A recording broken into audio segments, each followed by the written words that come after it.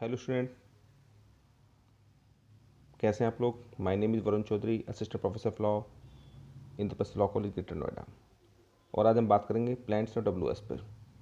तो प्लीडिंग जो होती हैं वो दो भागों में विभाजित होती है। नंबर एक, सिविल केसेस और क्रिमिनल केसेस। सिविल केसेस वो होते हैं जिसमें कंपनसेशन होता है, और क्रिमिनल मैटर जो होते हैं जिनमें पनिशमेंट और फाइन दोनों होते हैं। तो सिविल मैटर में जो आता है प्लान्ट आता है, डब्ल्यूएस आता है, रेट आती है और पिटिशन आती है। ठीक है। और क्रिमिनल मैटर में जो आती हैं कंप्लेंट आती है, एफआईआर आती है, बेल एप्लीकेशन जो इत्यादि हैं वो आती हैं। तो अभी आपको बता देता हूँ मैं। सिविल मैटर में जो सिविल सूट दायर किया जाता है उसमें किसको और क्या बोलते हैं। सिविल मैटर में जो प्लान दायर करता है उसको बोलते हैं प्लेंटिफ, और जिसके खिलाफ ये दायर किया जाता है उसको बोलते हैं डिफेंडेंट। और इसी तरह जो पिटिशन दायर करता है उसको बोलते हैं पिटिशनर, और जिसके खिलाफ ये दायर किया जाता है उसको बोलते हैं रेस्पोंडेंट। इसी तरह अपील में अपीलांट, और जिसके खिलाफ ये दायर किया जाता है उसको बोलते हैं रेस्पोंडेंट। और कंप्लेंट में बोलते हैं कंप्लेनेंट, और जिसके खिलाफ दायर किया जाए उसको बोलते हैं अक्यूज्ड। अभी आपको बता दूं उसका प्रोसीजर क्या है, what is the procedure of this.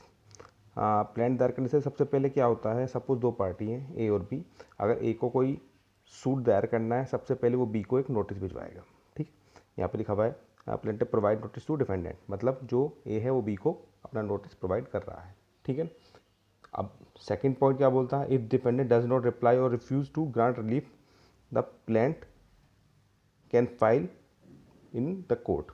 अगर वो उस नोटिस का रिप्लाई नहीं देता है तो प्लेंट जो है कोर्ट में दायर की जा सकती है। ठीक है।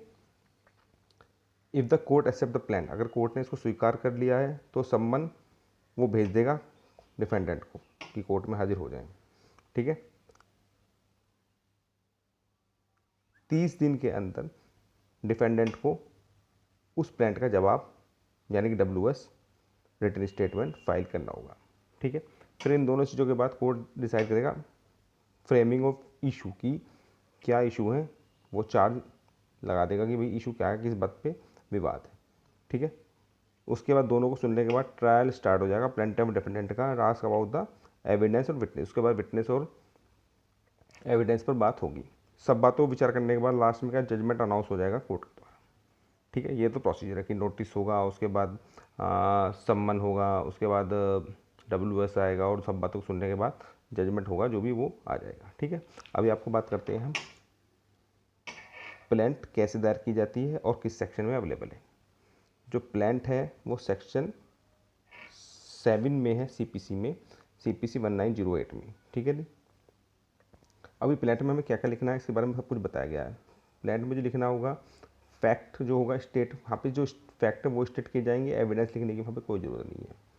ठीक है। जो फैक्ट होंगे वो कॉन्शियस फॉर्म में होंगे। ठीक है। Number 3, separate fact should be in separate paragraph and number. जो आपका सेपरेट पैराग्राफ होंगे वो सभी पॉइंट के लिए सेपरेट होंगे, और नंबर भी उनके अलग अलग ही होंगे। ठीक है। इसके बाद date some number shall be express in number and words. जो भी चीज़ें हैं सब अलग अलग डेट के हिसाब से, अलग अलग नंबर के हिसाब से मेंशन होगी। तो पार्टी के नाम है दोनों के और एड्रेस है वो भी हम मेंशन करने होंगे इसमें। ठीक है। Cause of action should be mention, जो कोज ऑफ एक्शन जिस बात पे विवाद है वो भी यहाँ पर मेंशन करनी जरूरी है। Fact that the court has the जुडिक्शन should be mention, कि जो कोर्ट है उसको जुडिक्शन है वो भी यहाँ पे लिखना जरूरी है कि कोर्ट को इस बात का जुडिक्शन है या नहीं है, जो सेक्शन। ठीक है जी। अभी सेक्शन 8 क्या बोलता है, ये फैक्ट भी उसमें लिखना होगा कि प्लेंटिफ जो है, जो वादी है, वो क्या रिलीफ चाहता है कोर्ट से, वो भी हमने यहाँ पे मेंशन कर दिया है सेक्शन 8 में। और अगर बात सेट ऑफ की है, ठीक है ना, वो सेट ऑफ चाहता है, प्रमोशन ऑफ क्लेम चाहता है, वो भी हमें मेंशन करना होगा। और कोर्ट फीस भी हमने सबमिट कर दी है, इसके लिए भी एक पॉइंट बनाया गया है सेक्शन 10। ठीक है, ये यहाँ पे हमने मेंशन कर दिया। अब इसके बाद हमने प्लान दायर करी। प्लान दायर करने के बाद 30 दिन में जैसे आपको बताया जा चुका है डब्ल्यूएस यानी कि जवाब दायर करना होता है। उसके लिए क्या है, सेक्शन 8 में डब्ल्यूएस का क्लॉज दिया गया होगा कि डब्ल्यूएस कैसे दायर की जाती है। ये भी बिल्कुल ऐसे ही होता है, लेकिन इसमें थोड़ा डिफरेंस होता है। जवाब के फॉर्म में होता है number 1, state the fact and not the evidence. इसमें भी क्या है, फैक्ट ही लिखने होंगे, एविडेंस लिखने की कोई जरूरत नहीं है। Fact should be in conscious form, ये भी आपको बता दिया था पहले इसमें। ठीक है। Separate fact should be in separate paragraph and number, ठीक है, क्योंकि जो अभी सब डिफरेंट डिफरेंट हैं, सब सेपरेट फैक्ट हैं, सेपरेट पैराग्राफ हैं, उनको अलग से ही मेंशन किया जाएगा। Date submit paragraph shall be expect in number, यही चीज़ यहाँ पर आएगी। जो डेट है, जो नंबर है, वो भी सेपरेट सेपरेट होंगे यहाँ पर मेंशन। जो फैक्ट है, क्योंकि WS है, मोस्टली हम डिफेंडेंट है, उसको हम डिनाइड करेंगे। Fact must be specifically denied. और जो डिफेंडेंट है वो उनका काउंटर क्लेम भी कर सकता है कि जो हमने फैक्ट डिनाइड किए हैं उस पर काउंटर क्लेम भी कर देते हैं। और डिफेंडेंट जो है सेट ऑफ के बारे में भी बात कर सकता है, ठीक है। अभी हम बात करते हैं आगे। अभी हम बात करते हैं प्लेंट का फॉर्मेट, कि प्लेंट का फॉर्मेट कैसा होता है, ठीक है जी। सबसे पहले वही इन द कोर्ट ऑफ, कोर्ट का नाम आ जाएगा, सन आ जाएगा, कि कौन सी ईयर में हम प्लेंट दायर कर रहे हैं। सूट नंबर लिखने की जरूरत नहीं, क्योंकि रजिस्ट्रार भी लिख देता है, ईयर आ गया। Name of the parties, party जो प्लेंट है उसका नाम आ गया, versus name of the defendant, जिसके खिलाफ हम केस लड़ रहे हैं वो आ जाएगा, ठीक है। Suit of the fact, subject of the suit, कि किस सब्जेक्ट का सूट है वो हमें यहाँ पर दायर करना होगा, ठीक है। प्लेंटिफ ने क्या क्या सबमिट किया है, प्लेंटिफ सबमिटेड एज अंडर, जो अपने पॉइंट हैं related to cause of action के, वो हमने यहाँ पे सब लिख देते हैं, 1 2 3 4 5, ये सब जो पॉइंट है कॉमन रहते हैं, कि प्लेंटिफ कौन है, उसका एड्रेस क्या है, वो क्या चाहता है कोर्ट से, क्या सब वहाँ पे कॉज ऑफ एक्शन में लिख दिया, ठीक है। Number 6, court has the जुडिक्शन, court को जुडिक्शन है या नहीं हमें मेंशन करना होगा। कोर्ट फीस के बारे में हमने एक क्लॉज डाल दिया। Value of the suit in under the pecuniary limit of the court, जो वैल्यू है वो कोर्ट की पिक्यूनरी लिमिट में आ रही है, ये भी हमने यहाँ पे लिख दिया। और उसके बाद प्रेयर कि हम कोर्ट से चाहते हैं वो भी मेंशन करनी पड़ेगी। उसके बाद हमने यहाँ पर प्लेस और डेट भी हमने मेंशन कर दिया है। बाद में सिग्नेचर, वेरिफिकेशन, कि वेरिफिकेशन क्या है, para 1 to 6 are true for my knowledge, मतलब कि पैरा 1 से जो 6 तक है वो तो मेरी नॉलेज में ट्रू है, लेकिन 7 to 9 are based on my advocate, जो उसके बाद की जो है वो मेरे को नहीं पता, लेकिन मेरे जो एडवोकेट के एडवाइस पे वो भी ट्रू है, ठीक है। उसके बाद यहाँ पे प्लेस और डेट और साइन जैसे पहले लिखा है वही यहाँ पे होगा, ठीक है।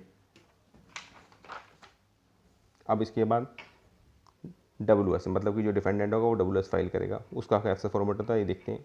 इन द सूट ऑफ, कोर्ट का नाम कहाँ पर है वही सब चीज़ें, suit number, address, in the matter of, ये जो क्या मैटर है वो, name of the party plaintiff versus name of the defendant, दोनों पार्टी के नाम आ गया। Subject of the suit, defendant submitted as under,